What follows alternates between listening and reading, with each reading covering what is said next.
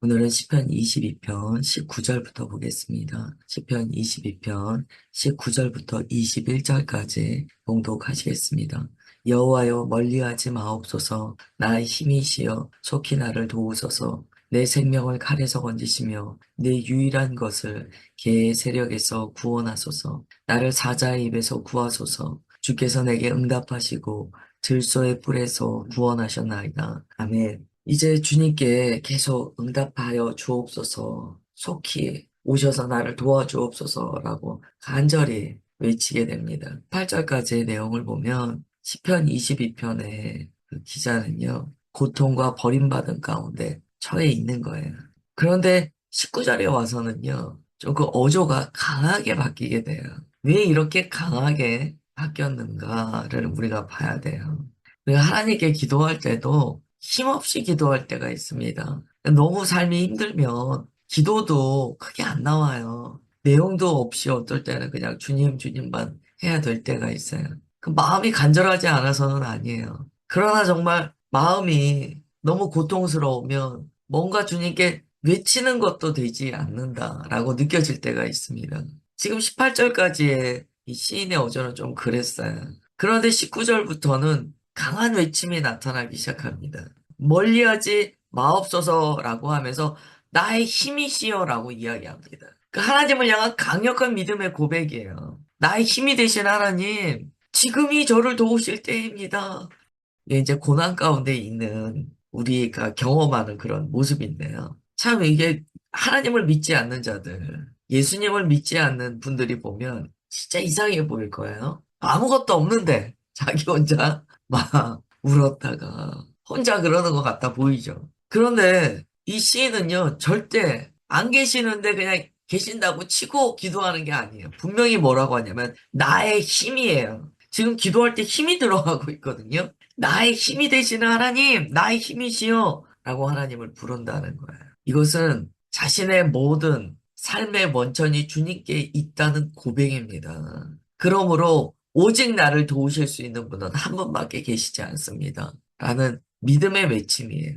예수님께서 십자가상에서 엘리 엘리 라마 사박단이라고 부르짖으셨어요. 그러면 우리가 예수님의 이 외침을 비추어서 이 말씀을 볼 때 예수님께서는 하나님께서 나를 떠나셨다, 나를 버리셨다, 외면하셨다, 절망하신 게 아니에요. 결국 이것은 나의 힘이신 하나님, 나의 힘이신 하나님, 주님만은 나를 도우실 수 있습니다. 라는 믿음의 고백이에요. 우리가 예수님께서 십자가에서 죽으시고 부활하시기까지의 과정을 성경에 낱낱이 기록되어 있는 건 아니기 때문에 우리가 다 알 수는 없습니다. 그러나 만약에 엘리 라마 사박단이라는 이 고백이 그저 절망의 고백이었다면 죽으시고 부활하시기까지의 놀라운 승리의 여정이 가능할까요? 아닙니다. 예수님께서 십자가에서 말씀하신 모든 것은요, 강력한 믿음의 선언이었다는 거예요. 그리고 그 믿음의 응답이 주님께서 십자가에서 죽으신 이후에 온전히 주님을 사로잡으사 부활하실 수 있도록 예수님을 이끄셨다는 거예요. 20절 보십시오. 내 생명을 칼에서 건지소서. 사실 예수님께서 십자가상에서 죽으시는 것은요, 주님의 선택이셨습니다. 그런데 왜 생명을 칼에서 건지라고 말씀하십니까? 이것은 놀라운 복음의 외침이에요. 사실 예수 그리스도의 부활에 대한 믿음의 외침입니다. 창세기 22장에 보면 하나님께서 아브라함에게 독자 이삭을 바치라고 하세요. 아브라함이 독자를 바칩니다. 거기에는 기록되어 있지 않지만 훗날 히브리서의 기록을 보면 분명히 아브라함이요, 이삭을 죽이더라도 주께서 다시 살리실 것을 믿었다라고 되어 있어요. 이게 뭐냐면 생명을 되찾을 수 있는 하나님의 방법이 반드시 있으시다라는 걸 믿었다는 거예요. 아브라함의 이 믿음은 굉장히 놀라운 믿음이거든요. 아브라함에게 이 믿음이 어떻게 부어지게 됩니까? 하나님께서 이삭을 약속하실 때 주신 말씀이 있기 때문이에요. 그 자손이 이 모래처럼 하늘의 별처럼 많아지고 이 자손이 민족을 이루고 하나님의 백성이 될 것에 대한 하나님의 약속이 있으셨어요. 믿음은요, 하나님께서 우리에게 행하시는 일이 때로 모순처럼 느껴지는데 뭔가 이율배반적이다라고 의심할 수 있는 상황에 넘어지지 않는다는 거예요. 왜냐하면 믿음이라는 것은 눈앞에 보이는 현상을 믿는 것이 아니고 말씀을 믿는 거예요. 그러니까 아브라함이 믿었다는 거예요. 지금 하나님께서 이삭을 바치라고 하시는데, 하나님 어떻게 이삭을 바치라고 하실 수 있어요? 그게 아니고 하나님께 이미 받은 약속의 말씀이 있잖아요. 그러니까 이삭이 자신 살 것을 믿고 하나님께 순종하고자 했다는 거예요.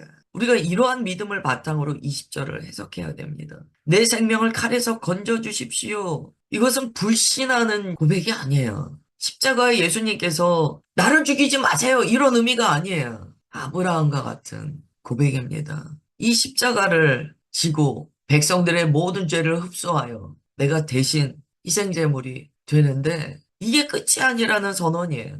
사망의 권세를 깨뜨리시고 다시 사실 것에 대한 믿음의 고백입니다. 그래서 누가복음 23장 46절에 보면 예수님께서 주님의 영혼을 아버지께 의탁하세요. 이 의탁은요, 다시 살게 하심을 믿기 때문에 의탁하는 겁니다. 예수님의 이 십자가 여정을 보면 믿음 아니면 불가능한 모습들을 보이세요. 오직 믿음이었어요. 하나님을 향한 믿음, 또한 우리를 향한 사랑이 예수님의 모든 공생애에 다 새겨져 있습니다. 21절에 이렇게 말씀하세요. 나를 사자의 입에서 구원하소서. 주께서 내게 응답하시고 들소의 뿔에서 구원하셨나이다. 라고 이야기합니다. 이것은 이미 내게 응답하셨습니다. 라는 고백이에요. 굉장히 간절히 주님께 기도합니다. 하나님께 기도합니다. 그런데 그것이 응답의 확신으로 변화되었다는 거예요. 어떻게 이럴 수 있습니까? 아브라함이요, 이삭을 죽이려고 할 때, 저가 다시 살 것을 믿은 것처럼 하나님의 약속의 말씀을 믿고 하나님을 믿기 때문에 또한 그동안 내게 행하신 하나님의 크신 역사를 알잖아요. 이미 응답하셨다고 외친다는 거예요. 그래서 이 시편 22편 전체로 봤을 때요. 지금 우리가 읽은 이 21절은요. 전체 분위기의 반전을 가져옵니다. 그리고 과연 믿는 자들의 기도는 무엇인가 라는 것에 대한 답을 줘요. 우리의 모든 기도는요. 주님의 말씀에 근거하여 기도합니다. 그렇기 때문에 우리가 의심하면서 기도하는 게 아니에요. 하나님께서 내게 주신 모든 말씀, 믿음의 선진들에게 행하셨던 것들이 성경에 기록되어 있는데 그게 남의 이야기가 아니에요. 하나님께서 행하신 일을 내가 믿음으로 우리가 고백하게 되는 거예요. 주님, 내게 응답하셨나이다. 이 고백이 가능하다는 거예요. 그래서 우리가 기도를 할 때 믿음의 기도를 드리라라고 합니다. 그 믿음의 기도는요, 주님께서 안 들어주시면 어떡하지? 주님께서 이렇게 기도해도 나를 실망시키시지 않을까? 이게 아니에요. 믿음의 기도는 말씀에 근거합니다. 말씀이 그러하오매 기도하는 거예요. 그리고 우리가 기도하다 보면 어느 순간에 나의 연약했던 마음이 변화받는 거예요. 그리고 이미 응답하여 주신 주님의 은혜를 경험하게 됩니다. 이게 한나가 근심하는 빛이 없이 집에 돌아갈 수 있었던 비밀이에요. 그래서 시편 22편 전체에서 21절은요, 너무너무 중요해요. 어조의 변화, 이미 응답하셨다라는 믿음의 고백이 나타나기 때문입니다. 그래서 우리가 기도할 때 21절의 전환점이 있기까지 기도해야 돼요. 그저 간구만 하고 끝나는 것이 아니고 주님께 드리는 이 간구가 내 안에 믿음으로 온전히 새겨지기까지 계속 기도해야 돼요. 21절이 그래서 중요합니다. 그 다음에 22절부터 24절까지 보겠습니다. 내가 주의 이름을 형제에게 선포하고 회중 가운데에서 주를 찬송하리이다. 여호와를 두려워하는 너희여 그를 찬송할지어다. 야곱의 모든 자손이여 그에게 영광을 돌릴지어다. 너의 이스라엘 모든 자손이여 그를 경외할지어다. 그는 공고한 자의 공고를 멸시하거나 싫어하지 아니하시며 그의 얼굴을 그에게서 숨기지 아니하시고 그가 울부짖을 때 들으셨도다. 아멘. 이제 내용이 싹 바뀌었죠. 이제 회중 가운데 주를 찬송한다는 거예요. 하나님의 이름을 나의 형제들에게 선포한다는 거예요. 찬송합니다. 그래서 시편 22편이요. 결국 탄식으로 시작해서 찬송으로 나아가게 되는 거예요. 절망에서 예배로 나아가게 되는 거예요.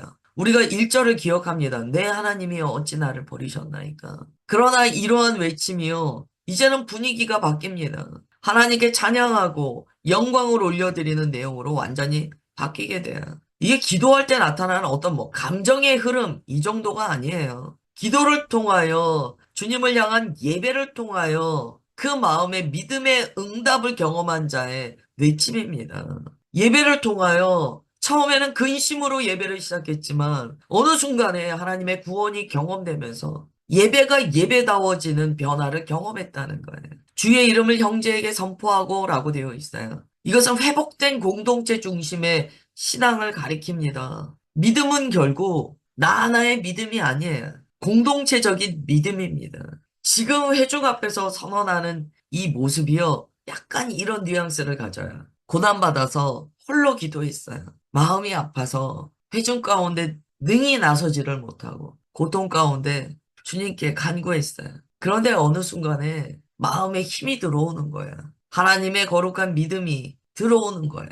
그러면서 그가 갇혀있던 어떤 심리적인 감옥일 수도 있어요. 그것으로부터 벗어나서 회중 가운데 나아가 찬양하고 경배하기 시작했다는 것을 나타냅니다. 이게 예수님의 사역과 그 주의 부활하심을 보면 그대로 적용이 돼요. 히브리서 2장 12절을 보면 이 구절을 인용해서 이렇게 얘기해요. 예수님께서 고난받으신 그 이후에 우리를 형제로 부르신대요.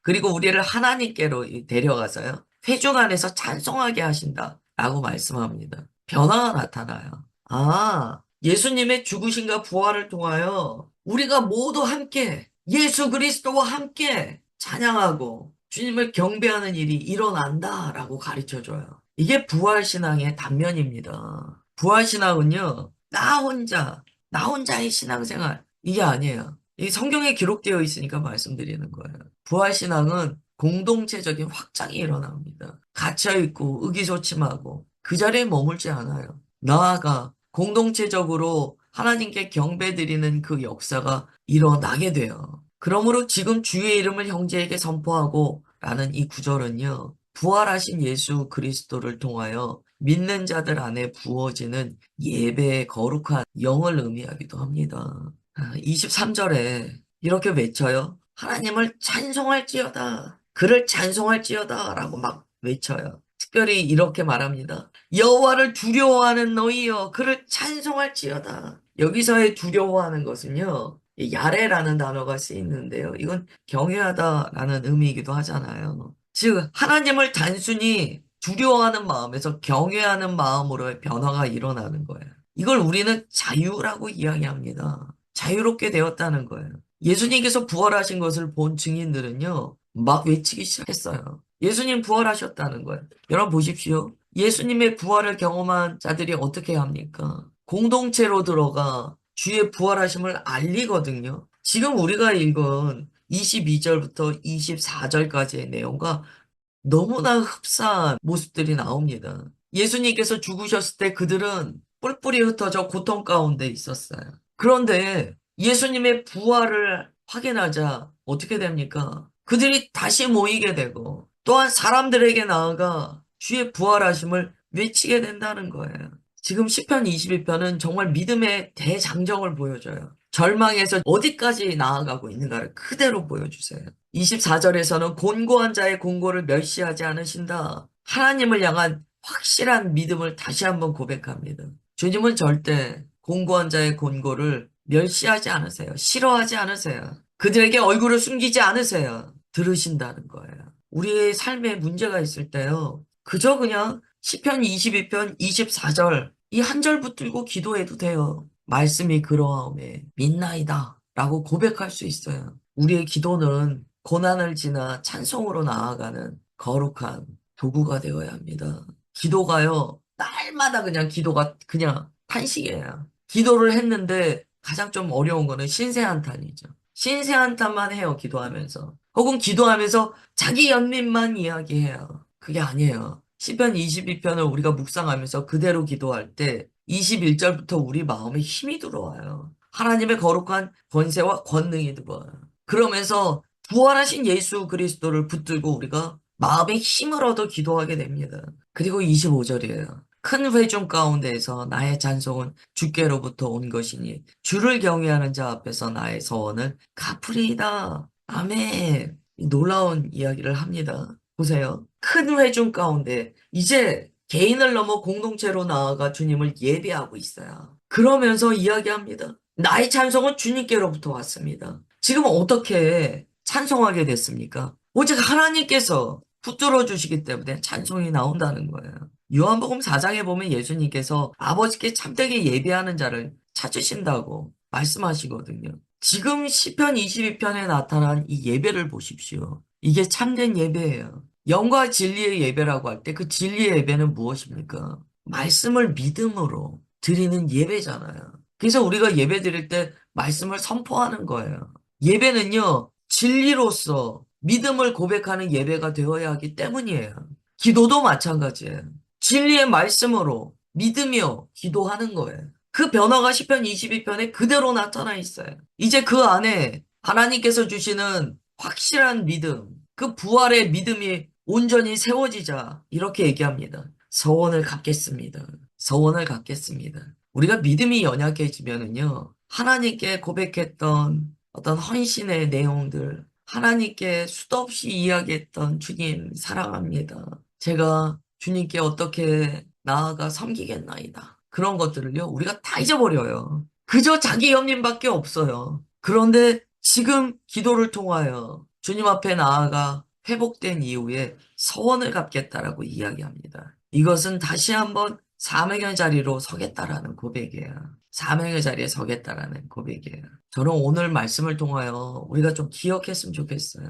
우리 삶에 문제가 있을 때 때로 우리의 기도의 방식은 이래요. 주님 이거 들어주시면 제가 뭐 하겠습니다. 그런 고백할 때가 있어요. 그게 나쁘다 말씀드리는 건 아니에요. 그러나 어떤 기도의 응답을 담보로 해서 무언가 주님께 헌신을 약속하는 것은요, 자기중심성이 있습니다. 근데 지금 시인은 그렇게 하지 않아요. 자신의 절망적인 상황을 철저하게 주님께 토로하며 하나님 앞에 정직하게 나아가 주님께서 주시는 힘을 얻습니다. 그리고 그의 마음이 변화받아요. 그의 어조가 변화받아요. 부활신앙으로 일어섭니다. 그래서 회중 가운데 막 선언합니다. 하나님을 예배하고 이제 갇혀서 나 혼자만의 신앙생활을 하는 자가 아니고 모든 이들과 더불어 주님을 경배합니다. 그리고 이야기하는 거야. 주님, 고통 때문에 놓쳤던 사명의 자리 다시 서겠습니다. 갖겠습니다, 주님. 이야기한다는 거예요. 좀 순서도 다르고 어조도 다릅니다. 오늘 25절까지 보는데요. 이 귀한 믿음의 여정을 마음에 새기시고 진리의 말씀을 받아 믿음으로 나의 삶에 적용하시기를 축복합니다. 기도하겠습니다. 하나님 아버지, 주님의 말씀이 얼마나 우리에게 주시는 생명과 부활의 은혜이신가를 다시 한번 깨닫게 됩니다. 우리가 때로 기도할 때 나의 삶의 절망과 고통 때문에 나 혼자 갇혀서 나의 처지를 때로는 한탄하며 주님께 기도할 때가 있습니다. 그러나 오늘 시편의 말씀과 같이 그러한 절망의 자리에서 주님께서는 우리의 심령 가운데 주님의 거룩한 능력을 부으사 다시 일어나 주님과 교제하며 나누었던 모든 약속들을 다시 실천해 나아갈 수 있도록 힘을 베풀어 주시는 주님이신 것을 믿습니다. 오늘 말씀 그대로 우리를 변화받게 하옵소서. 우리의 마음이 주님으로부터 온전히 부활의 능력을 받아 주님과의 언약의 관계에서 맺었던 그 수많은 이야기들을 내 마음에 새기고 살아내는 우리가 되게 하옵소서. 오늘 시인의 고백처럼 절망의 자리에서 나를 일으키신 주님을 향하여 나의 서원을 갚으리이다 고백하는 우리 모두가 되게 하옵소서. 주님 그렇게 역사하여 주심을 믿사오며 사랑하는 주 예수 그리스도의 이름으로 기도드리옵나이다.